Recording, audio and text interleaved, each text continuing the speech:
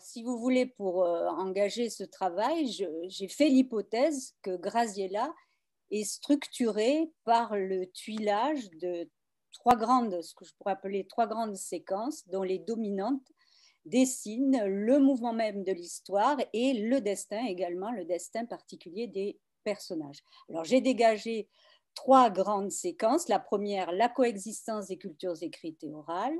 La deuxième grande séquence, la tentation d'un continuum entre monde des oralités et monde des écrits, la littératie.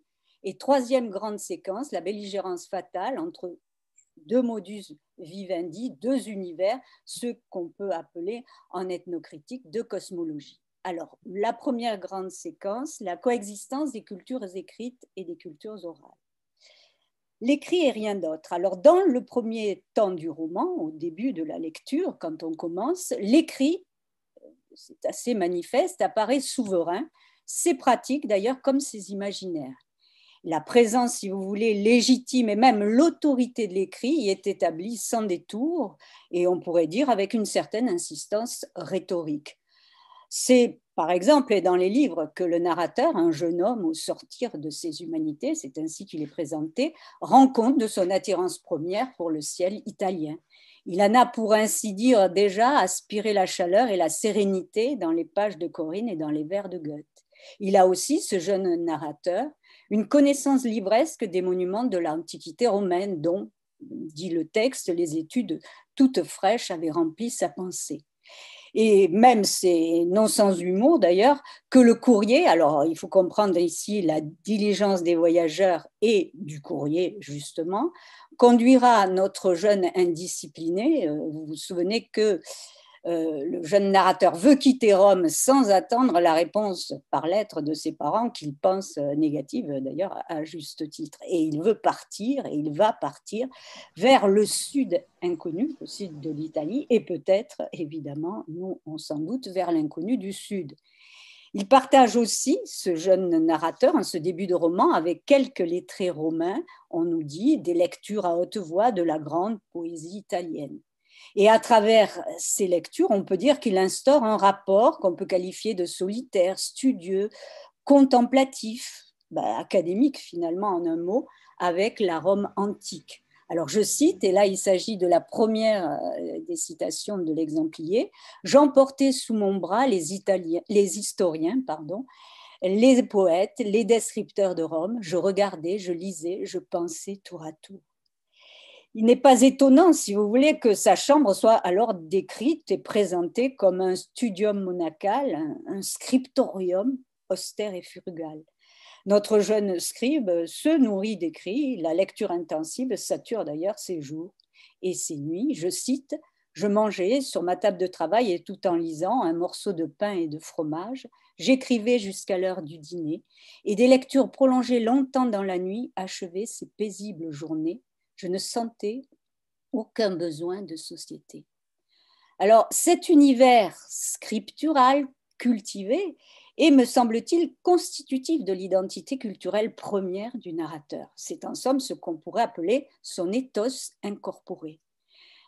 Et d'ailleurs, ce jeune narrateur continuera quelque temps encore à s'enchanter à l'idée de voir d'avance le Vésuve et la mer à travers l'atmosphère des meilleures pages des grands écrivains d'autrefois. Il n'est donc pas surprenant dans ce contexte, si on peut dire, que les catégories de perception du monde extérieur soient-elles aussi, comme spontanément, je pourrais le dire comme ça, empreintes de cette dévotion moderne que le culte littéraire se doit de rendre aux grands écrivains. Et c'est très représentatif du 19e siècle, je veux dire.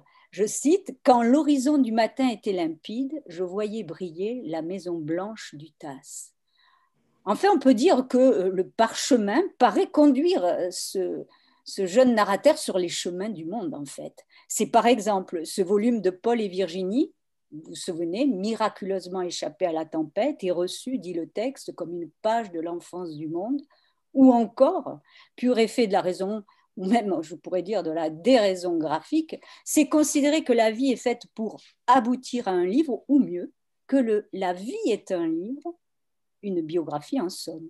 Je cite, Nous renvoie au narrateur et à son ami, leur, dans l'exemple 4, renvoie à la famille de pêcheurs. Nous leur faisions raconter leur vie, leurs traditions ou leurs souvenirs de famille. Chaque famille est une histoire et même un poème pour qui sait la feuilleter. On comprend facilement que cet empire et même cette emprise première de l'écrit sur les pratiques et la subjectivité profonde des êtres soient perçus par les autres, et là je veux parler des analphabètes, comme les signes visibles d'une altérité culturelle essentielle et précieuse à la fois. Je cite, c'est la citation 5, il s'agit du vieux pêcheur qui parle ici. Vous n'avez pas les mains calleuses qu'il faut pour toucher le manche de la rame. Vos mains blanches sont faites pour toucher des plumes et non du bois. Le charme du monde des oralités. Je suis toujours dans ma première grande séquence. Si l'écrit paraît régner en maître dans un premier temps, le monde des cultures orales déploie au fur et à mesure de l'avancée du roman et aux yeux du narrateur séduit ses pratiques, ses imaginaires, ses rites. Alors ici, je prends un seul exemple dans l'histoire de Graziella, ce qu'on appelle la scène de désespoir. On se souvient, vous vous souvenez peut-être, qu'une tempête nocturne a jeté la barque contre les rochers. Au matin, on s'empresse d'aller constater les dégâts et sauver ce qui peut encore l'être. Je cite, « Le pêcheur et sa femme nous précédaient de quelques marches, Graziella venait après. Nous suivions derrière en silence. Au dernier détour d'une des rampes, nous entendîmes un cri de douleur s'échapper à la fois de la bouche du pêcheur et de celle de sa femme. Et alors va s'élever ce qu'on peut appeler un long, poignant et complexe lamento baroque, une plainte funèbre qui étonne, émeut et, à vrai dire, fascine le narrateur et son ami, jeune aristocrate lettré, hébergé dans la maison du pêcheur. Je cite, « Nous contemplions cette scène de désespoir du haut du dernier petit promontoire, sans avoir la force d'avancer ni de reculer. » Et c'est une longue plainte en forme d'oralité ensauvagée, une improvisation formulaire, si on peut dire, où se mêlent, se juxtaposent, se succèdent les voix perçantes et les paroles murmurées, les cris arrachés au plus profond des corps et les pleurs étouffés, les bruits de la mer en furie et les gémissements des victimes accablées, les apostrophes injurieuses et le silence aussi. Je cite, il s'agit de la citation 8, « Graziella et les petits-enfants mêlèrent bientôt leur voix à ces cris, Graziella pleurait, les enfants couraient en criant après les débris. Très vite, finalement, que cet ensauvagement verbal et choral présente les traits d'une culture folklorique que l'on peut qualifier de féminine et expressive, publique et diurne, et du coup non sorcellaire, qui s'efforce de faire face au commun malheur d'une maisonnée tout entière. C'est la plainte rituelle et la quête d'une forme d'efficacité symbolique. Je cite, citation 9, « Nous les vîmes élever leurs bras nus au ciel, se tordre les mains comme dans les convulsions du désespoir et se frapper du poing le front et les yeux. Tiens, tiens, tiens, prends-moi. » Et tout en disant ces mots, la vieille femme jetait, avec des lambeaux de sa robe, des touffes de ses cheveux dans la mer. Ces paroles et ces gestes sont proches de ce qui a déjà été, de ce qui a été étudié, les vociférations, ce qu'on appelle la vocifération coutumière des femmes, et c'est essentiellement des femmes, en charge des maux et des morts dans les communautés méditerranéennes anciennes ou traditionnelles. Par exemple, on peut penser à ce qu'on appelle le vocero en Corse. On peut aussi évoquer, il n'y a pas que ce modèle, le modèle antique et homérique qui n'est jamais très loin sous la plume de Lamartine et d'ailleurs de tous ces auteurs du 19e siècle. On pense forcément, quand on lit ça aussi, au chagrin d'Achille à l'annonce de la mort de Patrocle, vous l'avez à la citation 10 dans l'exemplier. Et cette oralité se donne également à entendre, me semble-t-il, y compris pour le narrateur, dans une cosmologie magique où l'univers des choses et l'univers des hommes s'inscrivent dans une forme d'ontologie animiste, ça c'est pour parler comme d'Escola, mais c'est-à-dire que les objets ont une âme et les paroles ont une tessiture concrète. Je cite, citation 11, « Le pauvre esquif se débattait avec un bruit sinistre comme des voix d'hommes en perdition qui s'éteignent dans un gémissement rauque et désespéré. » C'est ainsi que dans ces moments de marge dramatique, la vieille femme peut parler à la mer, parler à la barque, parler au sein, entre vives injures rituelles, sombres plaintes funèbres et rudes imprécations sacrilèges, jusqu'à l'apaisement final aussi. Je vais citer là quelques petits fragments pour que vous voyez ce que je veux dire. « Ô mère féroce, criait-elle avec des vocabulaires d'injures, il s'agit de la vieille femme. Pauvre barque, ça c'est un peu plus loin sur la même page. Ô sein impitoyable, voilà le sein, s'écria un des enfants. La pauvre femme oublia tous ses blasphèmes, prit le morceau de planche sculpté par son fils et le colla sur ses lèvres en le couvrant de larmes, puis elle alla se rasseoir et ne dit plus rien. » Il s'agit ici de la citation numéro 12. La vieille femme entre à ce moment-là, on peut dire, en communication avec l'invisible et donc possiblement avec les morts. Elle interpelle, vous venez de le voir, tour à tour la mer, la barque, le sein. Et ces adresses s'inscrivent alors dans un système symbolique où la relation langagière est spontanément imaginée comme réciproque, sur un fond d'ailleurs d'échange de dons et de contre-dons. Je cite ici la citation 13, « Mère sourde, pourquoi ne nous as-tu pas pris nous-mêmes? Pauvre barque, tu nous as appelés toute la nuit, qu'est-ce que tu penses de nous ?» Et c'est un comble d'oralité, me semble-t-il, que cet imaginaire d'un logos généralisé et d'une parole qui ignore la logique cartésienne qui est au fondement, comme on le sait, de la distinction nature et culture. Le point fort, si vous voulez, de cette culture orale folklorique imagine une coalescence entre la barque en débris et le fils perdu. Il n'est question ici ni de métaphore, ni de métonymie, mais bien d'un continuum anthropologique. La barque, c'est le fils, c'est la barque, et la barque, c'est aussi le berceau et la tombe. Et d'ailleurs, ce continuum est affirmé à maintes reprises dans Graziella, y compris dans les seules pages de l'épisode. Alors, une seule citation ici suffira. « Pauvre barque, criait-elle », il s'agit toujours de la vieille femme, c'est la citation 14, « ne devions-nous pas périr avec toi? Périr ensemble comme nous avions vécu?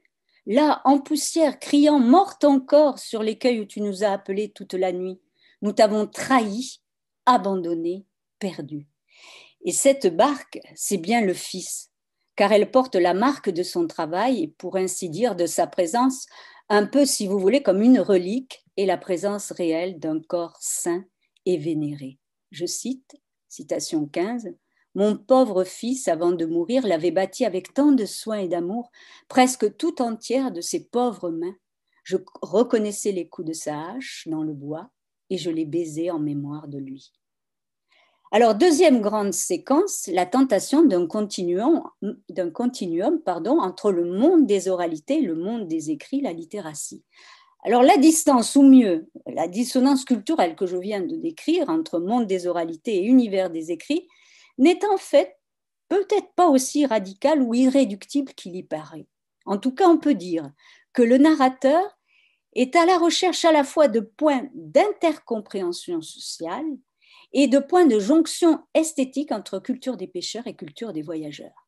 Lamartine, dans ses écrits autobiographiques, et dans Graziella aussi, d'ailleurs, souligne combien son enfance dans un tout petit monde provincial, rural et villageois fut une expérience rustique heureuse. Et le rappel de cette vie antérieure, en partie plurielle bien évidemment, est là pour expliquer comment son acculturation au mode de vie du petit peuple des pêcheurs fut non seulement recherché, mais possible. Il était prédisposé en quelque sorte à ces retrouvailles avec le vert paradis enfantin. Je cite, citation 16, « Nous vivions en plein air avec le peuple et de la vie frugale du peuple. Nous nous étions fait peuple nous-mêmes, nous avions presque son costume, nous parlions sa langue. Au milieu de ces hommes simples, nous ne nous trouvions pas dépaysés. » Cette homologie vécue ou imaginée, et cette quête éperdue d'une expérience non feinte de vie parmi le petit peuple, sont aussi rendues possibles par les consonance artistique dans les poétiques de l'oralité des uns et des autres. On imaginait volontiers au siècle de Lamartine une filiation historique et même une forme de proximité, si vous voulez, entre la poésie lyrique écrite, la poésie cultivée ou savante, selon les termes de l'époque, et la poésie dite naturelle et populaire. Et le narrateur lui-même, dans le texte, envie cette foule de pêcheurs napolitains qui passent leur jour, si vous vous rappelez bien le texte, à dormir à l'ombre de leur barque et se plaisent à entendre les vers improvisés de leurs poètes ambulants. Plus loin dans le texte, le narrateur essaiera aussi d'expliquer à Graziella et à sa grand-mère combien les vers qu'il se promettait de fixer sur le papier étaient au fond de même nature que ceux que les improvisateurs de Naples récitaient le dimanche soir aux marins à la Margellina. Enfin, on peut préciser que le jeune voyageur avait déjà commencé en quelque sorte à s'affranchir symboliquement de la culture savante quand, au début du roman, il visitait Rome, non pas sous la houlette pédante et mortelle de quelques guides officiels pétris d'érudition livresque, mais rappelez-vous, sous la conduite de la jeune, gaie et folâtre Camilla, qui savait, comme dit le texte, d'instinct les beaux sites et les moments propices. Alors, je voudrais évoquer maintenant quelques-unes de ces modalités de continuité entre monde des oralités et monde de la culture des écrits.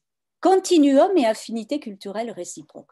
Le cours du récit va placer, on avance dans la lecture, le narrateur en coprésence continue avec le monde de Graziella et le progressif rapprochement amoureux passe lui-même par une sorte d'idéal d'affinité culturelle réciproque.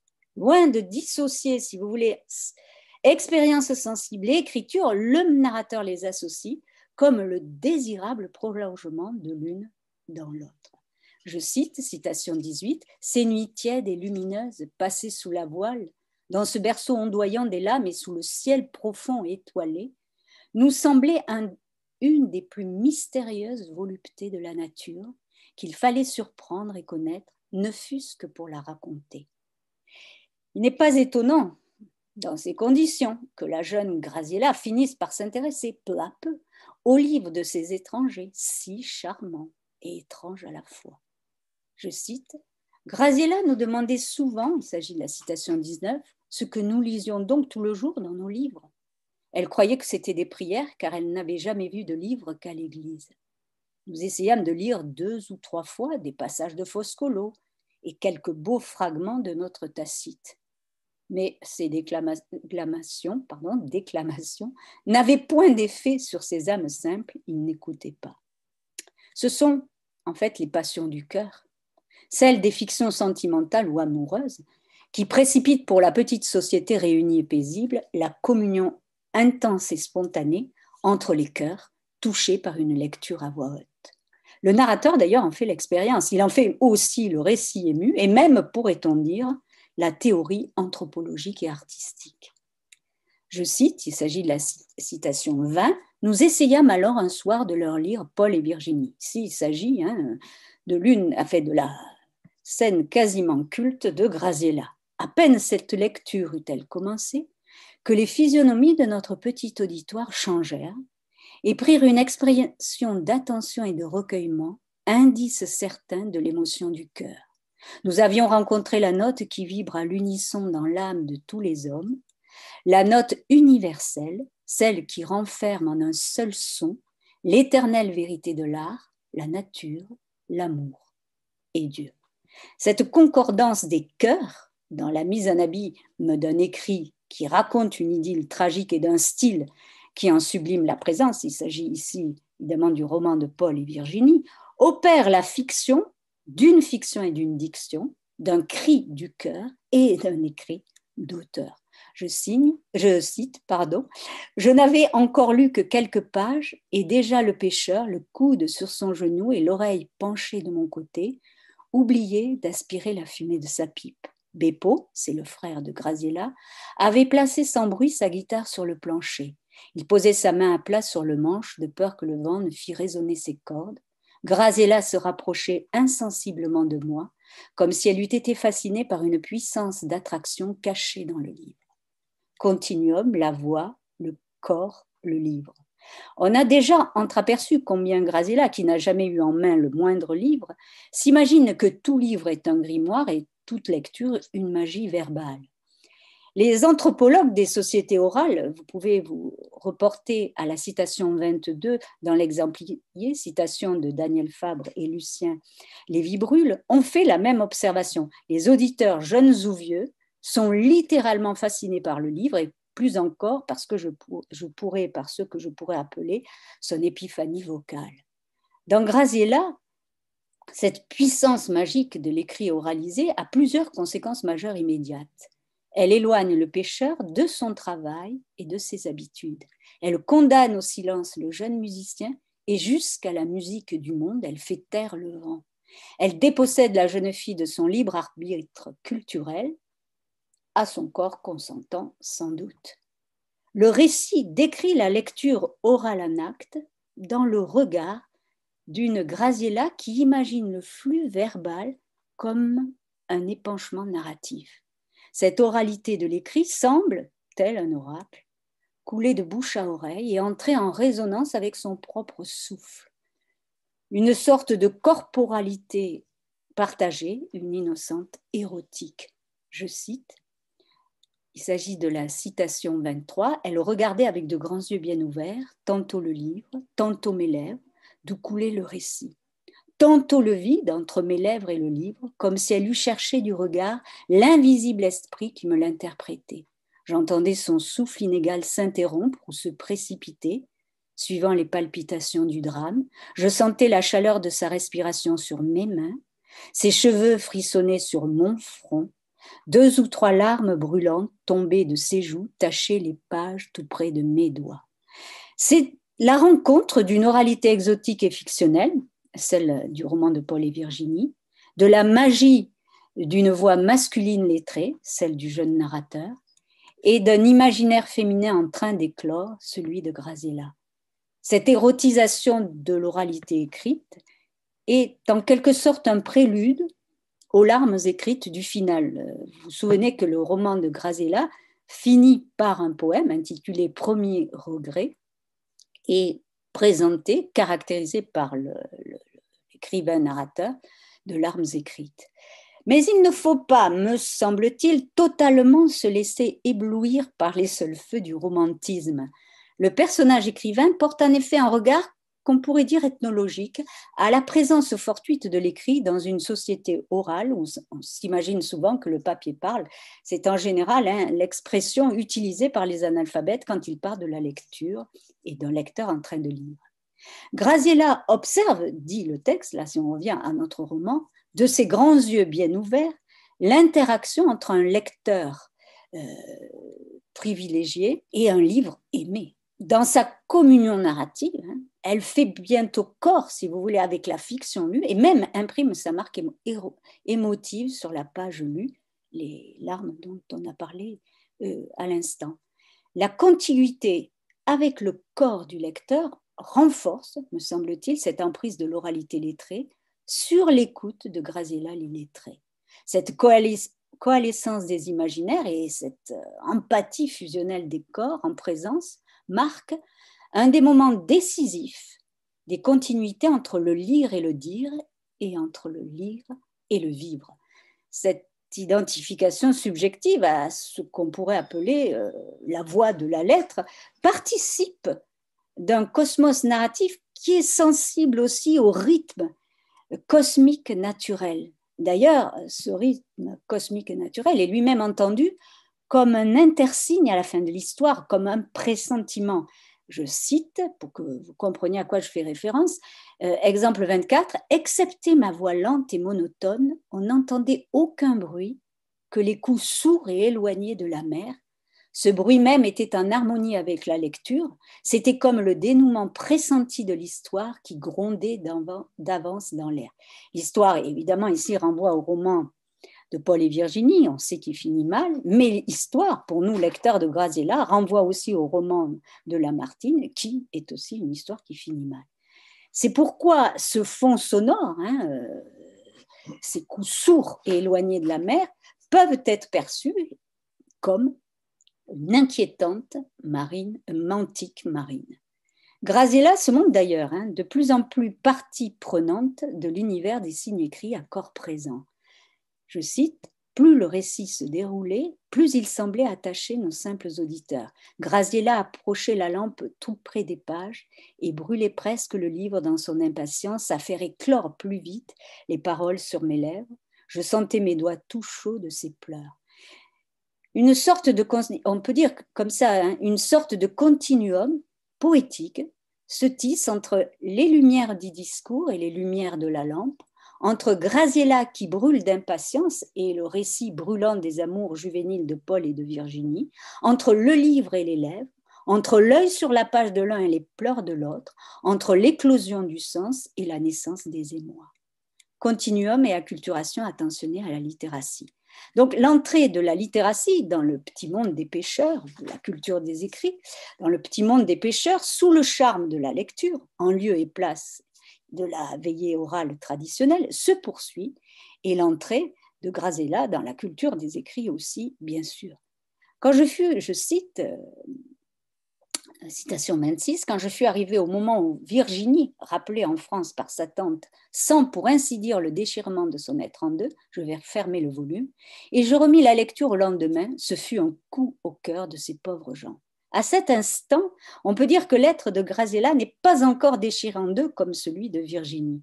Au contraire, notre Graziella, elle joue à plein le pacte narratif et s'enchante en quelque sorte la confusion de l'être de papier et de l'être de chair. Je cite, citation 27, « Elle arracha alors le livre de mes mains, elle l'ouvrit comme si elle eût pu, à force de volonté, en comprendre les caractères, elle lui parla, elle l'embrassa, elle le remit respectueusement sur mes genoux, en joignant les mains et en me regardant en suppliante. » Les imaginaires liés à la fiction et à la diction sont si puissants que le charisme du bon livre est censé suffire à embarquer dans son univers de papier les plus éloignés de ses prétentions et de ses conventions. Je cite, « Son cœur était encore gros des chagrins imaginaires de la veillée, merveilleuse puissance d'un livre qui agit sur le cœur d'une enfant illettrée et d'une famille ignorante avec toute la force d'une réalité. Il y a plus de génie dans une larme que dans tous les musées et dans toutes les bibliothèques de l'univers. » Le légitimisme culturel et le militantisme social de Lamartine se déploient alors, comme si la communion sensible, plus qu'intellectuelle, on l'a bien vu, avec le livre, était paradoxalement plus aisée, simple chez les plus facile, chez les simples. Comprendre ici, simple renvoie aux analphabètes et à leur oralité, ce qu'on appelle l'oralité primaire, que pour des esprits plus éclairés, lettrés et savants. Il faut bien comprendre que Lamartine introduit ici implicitement une distinction, si vous voulez, entre l'écrit musifié, c'est-à-dire les œuvres patrimoniales comme Tacite par exemple, ou l'écrit administré, les lettres par exemple, écrit qu'il disqualifie, et la littérature romantique, celle qu'il écrit et qu'il crédite, de pouvoir passer par-dessus les barrières sociales ou culturelles pour s'adresser directement au cœur. C'est le principe même de ce qu'on appelle le salut culturel. Je vous renvoie, citation 29, à la citation de Pierre Bourdieu. C'est-à-dire que le charisme du récit, sa force d'attraction, le charisme de la situation de lecture, la veillée de lecture, et le charisme du lecteur à haute et chaude voix, sont à la fois nécessaires et suffisants pour établir cette liaison artistique, cette sorte de pontage poétique entre deux continents culturels. On comprend alors que le comble des chagrins réputés imaginaires et des imaginaires du chagrin à venir, mais ça, c'est la fin du roman de Graziella. Donc, on comprend que le comble des chagrins réputés imaginaires est atteint lorsqu'une Virginie éduquée à l'occidental et dressée à la raison graphique disparaît dans une tempête tropicale. Le retentissement de ce tragique destin est immense et intense la participation de la petite communauté au malheur de l'arrachement de Virginie au sien et à sa prime culture. Je cite, citation 30, « Tout le jour, la maison fut triste, comme s'il était arrivé un événement douloureux dans l'humble famille. Quand le soir fut venu et que nous eûmes repris tous nos places ordinaires sur l'astricot, il s'agit ici du toit en terrasse, je rouvris le livre et j'achevai la lecture au milieu des sanglots. Père, mère, enfant, mon ami, moi-même, tous participaient à l'émotion générale. Ce bouleversement émotionnel serait, mais notez bien que j'emploie le conditionnel, la preuve ultime de la conversion culturelle jusqu'au ravissement ou même à l'extase. Je cite, citation 31, « Il nous fut impossible de prononcer de vaines paroles après ce récit. Graziella resta immobile et sans geste dans l'attitude où elle était en écoutant, comme si elle écoutait encore. » Mais la posture, l'extase dont je viens de parler à l'instant, est ambivalente. Cette posture est même ambiguë. Elle transforme Graziella en statue grecque, figée, morte symbolique et comme chosifiée dans le regard de l'autre. Évidemment, vous vous en doutez, la rude épreuve du désenchantement ne saurait tarder. Et j'en arrive à ma troisième grande séquence, la belligérance fatale entre deux modus vivendi, le fameux conflit de cosmologie. Donc Graziella coopère, comme je l'ai montré, par corps et par imaginaire, à son entrée quasiment enchanteresse dans la culture des écrits. Mais en y regardant de plus près, on voit que cette acculturation est aussi intensive qu'inattendue, aussi systémique que rapide. Il faut s'attendre alors à ce que les principaux partenaires engagés dans ce processus culturel s'exposent à vivre une crise existentielle. Cette crise, d'ailleurs, va les placer en situation de belligérance avec eux-mêmes et avec les autres. Pourquoi ? Début de réponse avec la citation de Furet et Ozouf, la citation 32. La culture orale est publique et collective. La culture écrite est secrète et personnelle. C'est ce grand silence à l'intérieur duquel l'individu aménage une sphère privée et libre. L'écrit commence par désagréger le rapport de l'individu au groupe restreint de la communication orale pour le transférer à une communauté plus large et différente. Ce qui garantit les rapports interindividuels n'est plus la parole immémoriale des anciens. Aussi la fable, la belle fable, va devenir une très belle fable tragique, forcément tragique. L'être morte. La tragédie s'annonce déjà au début du roman, dans l'économie imaginaire de la fiction, par une sorte, si vous voulez, de prédiction textuelle funèbre qui présage les malheurs à venir. Deux citations rapides. Le narrateur, vous vous souvenez, est sur la route de Naples, dans la voiture du chanteur d'opéra qui l'amène vers le sud. Citation, « Nous rencontrâmes la voiture du courrier de Rome à Naples, renversée sur les bords du chemin et criblée de balles. Les dépêches déchirées et les lambeaux de lettres flottaient au vent. » Un peu plus loin dans le texte, le narrateur et son ami vivent à Naples à ce moment-là. En allant chercher à la poste nos lettres arriérées, mon ami en trouva une de sa mère. Elle rappelait son fils en retard en France. Pour assister au mariage de sa sœur, il fallait partir. J'aurais dû partir avec lui. Et en réalité, on peut dire que le récit, au fur et à mesure qu'il avance, fait le procès de l'écrit comme mode mortifère de relation au monde et à soi, un monde sans poésie naturelle, sans amour sincère, sans désir fou.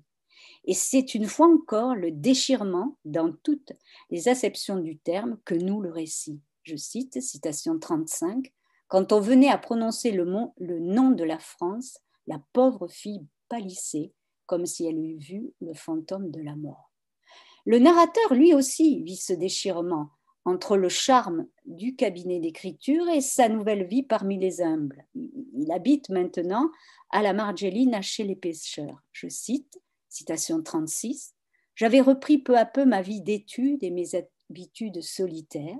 Je lisais, et dès que j'avais écrit, j'étais mécontent de mon œuvre. Combien le vent et les vagues n'ont-ils pas emporté et englouti de lambeaux de mes sentiments et de mes pensées de la nuit, déchiré le jour. » La contradiction devient invivable. On le voit dans la formulation un oxymore du projet anthropologique et littéraire. Je cite, citation 37, « Sa parole écrite, voilà l'oxymore, est comme un miroir dont l'homme a besoin pour se connaître lui-même et pour s'assurer qu'il existe. Tant qu'il ne s'est pas vu dans ses œuvres, il ne se sent pas complètement vivant. » Et dans Graziella, l'écrit venu de loin, ou plus loin des oralités insulaires et naturelles, est explicitement et précisément lié au monde des conventions mondaines et au pouvoir de la famille bourgeoise. Je cite, citation 38, « Un soir, on frappa violemment à la porte. C'était mon ami V. Je viens te chercher, me dit-il. Voici une lettre de ta mère. Partons, ou tu ne partiras jamais. Ta mère en mourra. On voit bien que l'attachement réciproque des personnages est pris dans la tourmente de l'arrachement. Cette belligérance se manifeste de 1000 façons au fur et à mesure que le récit se précipite vers sa fin. Je vais ici encore me contenter de mettre en évidence très rapidement quelques-unes de ces modalités. Le double conflit de cosmologie inter et intra. Il y a par exemple une magnifique lutte symbolique entre la lettre qui tue et la pensée magique qui sauve. C'est la citation 39. Vers le même temps, elle commença à se défier des lettres que je recevais de France. Elle les retenait quelquefois 9 jours et les attachait avec une de ses épingles dorées derrière l'image en papier de la Madone, suspendue au mur à côté de son lit. Elle pensait que la Sainte Vierge, attendrie par beaucoup de neuvaines en faveur de notre amour, changerait miraculeusement le contenu des lettres. Mais l'heure approchait. Il y a aussi le discours du narrateur qui souffre lui-même de la froideur de l'écrit. Loin de la belle fille du soleil et de la mer, il regrette amèrement, je cite, il s'agit de la citation 40, « Ces livres qu'on a lus 100 fois et dont les caractères immobiles vous redisent toujours les mêmes mots dans la même phrase et à la même place. Tout cela me semblait maintenant une mort lente. » Autre modalité de belligérance, l'alphabétisation comme une longue déchirure. En effet, le dérèglement fatal des situations que l'entrée dans l'ordre scolaire de l'écrit implique est en quelque sorte inscrit dans le réglage narratif. La raison graphique est une des raisons, et même une aberration culturelle, quand le narrateur s'imagine se rapprocher par corps et par cœur d'une hirondelle de mer alphabétisée. Je cite, citation 41, « Le soir, quand les enfants et la famille étaient couchés, c'était elle qui devenait l'écolière et moi, le maître. » Et d'ailleurs, l'inculcation des rudiments de l'ordre graphique se fait sur un mode finalement de dépendance très scolaire. Graziella ne souhaite réussir les exercices proposés de lecture que pour plaire au narrateur, pas pour savoir lire et pour elle-même. Citation 42, « Si elle faisait une faute, je la grondais d'un air sévère et fâché. Elle ne répondait pas et ne s'impatientait que contre elle-même. » Nouvelle modalité de belligérance, le compromis culturel est précaire, forcément précaire.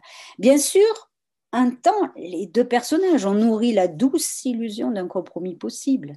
Loisel pourrait devenir une demoiselle et l'habitus d'un lecteur pourrait coexister avec l'éthos d'un pêcheur en sa barque ou d'une corailleuse en son atelier d'ouvrière.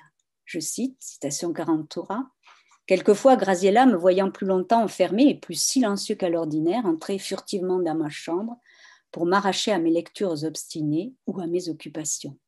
Mais bien vite, Graziella va dénoncer l'empire insupportable et l'emprise redoutable de l'écrit, c'est-à-dire la séparation quasiment mortelle d'avec l'oralité complice, l'oralité fabuleuse, l'oralité heureuse et partageuse. » Citation 44.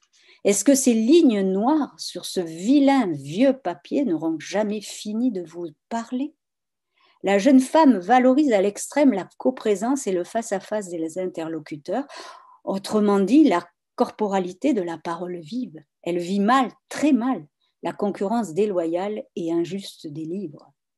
Je cite, citation 45, « Est-ce qu'il n'est pas plus doux de parler avec moi qui vous regarde que de parler des jours entiers avec ces mots ou avec ces ombres qui ne vous écoutent pas? Dieu, que n'ai-je autant d'esprit que ces feuilles de papier ?» Cette tension permanente finit par exacerber le sentiment et même la conscience d'appartenir à deux pays différents. Le mal du pays gagnera l'un et l'autre se déguisera en une autre que le narrateur, épris de spontanéisme culturel, refusera de reconnaître sous cet attirail de toilette. Je fais ici référence à l'épisode, à la scène où Graziella essaie de s'habiller en jeune parisienne pour plaire au jeune narrateur, tout au moins le pense-t-elle. Et à ce moment-là, on voit que le récit consonne avec l'idéologie romantique et artiste des premiers antiquaires, on dirait aujourd'hui folkloristes, pour qui coutumes et costumes sont en quelque sorte tissés du même drap. C'est ce qu'on appelle aujourd'hui l'enfermement dans un ethnotype. Aussi, quand Grazella tentera sa métamorphose coutumière et costumière, cette tentative ne pourra tourner qu'à la désillusion et à la dérision. La jeune fille sera brutalement renvoyée à son ethnotype par le narrateur lui-même. Je cite 46. « Comment, lui dis-je, c'est toi, Grazella ? Oh, qui aurait jamais reconnu la belle Procitane dans cette poupée de Paris ?» Et Grazella en sera profondément blessée. Je cite, citation 47, « Je vois bien qu'il faut rester ce que je suis et mourir où je suis née. » À ces mots, elle arracha avec dépit les fleurs, le bonnet, le fichu et les foula aux pieds en leur adressant des paroles de reproche comme sa grand-mère avait fait aux planches de la barque après le naufrage. On voit bien que la complicité culturelle tourne court et finalement ne parvient pas à déboucher sur un entre-soi harmonieux, capable de traverser les frontières aussi bien géographiques que culturelles. D'ailleurs, dès son retour en France et dans son monde, le narrateur lui-même ne pourra avouer son amour sans rougir, dit le texte. Dernière modalité de belligérance, l'antagonisme des systèmes symboliques. Et c'est bien d'un leurre, une félicité imaginaire, comme le dit le texte, dont nous parle ce récit, et du drame qui le conclut nécessairement. On ne change pas d'habit comme d'habitus. Les transgressions culturelles sont bien sûr le signe permanent d'une culture vivante, mais l'architecture symbolique d'une culture incorporée dès la prime enfance ne se redessine pas à la discrétion des sujets. Certaines scènes finales condensent magnifiquement cette indépassable hétérophonie culturelle où l'écrit est messager de malheur et l'oralité, en quelque sorte, la quintessence expressive de la douleur cette fois. Un seul exemple, 48, le père tenait à la main un morceau de papier taché de quelques gouttes d'eau qu'on avait trouvé attachées par une épingle sur le lit. Ça renvoie à la scène au moment où Graziella a quitté la maison et on ne sait pas si elle est partie pour entrer dans les ordres ou même pour se suicider. Il y avait 5 ou 6 lignes qu'il me priait éperdu de lire. À la lecture de ces lignes, toute la famille fondit de nouveau en larmes. Je ne fais qu'évoquer maintenant les lettres aussi, également les lettres envoyées après le départ du narrateur en France. Ici, vous pouvez vous reporter à l'exemple 49 de l'exemplier. Ces lettres ponctuent et mieux encore, me semble-t-il, signifient les derniers jours de l'idylle et la mort de l'hirondelle de mer. En conclusion, on peut dire que le narrateur écrit pour et sur ses amours passés, ce qu'on appelle un tombeau littéraire, ce qui lui permet d'ailleurs de relier les vivants et les morts. Pure graphie, épigraphie même imaginaire, on voit bien que ces larmes écrites aux harmoniques orales sont versées sur un âge d'oralité évidemment qui s'éloigne. Graziella, vous dont nul ne sait où dort la dépouille mortelle, vous mourûtes au bord de l'écrit où vous fûtes laissé. Votre trace est perdue, mais votre aura demeure. Je vous remercie pour votre écoute patiente.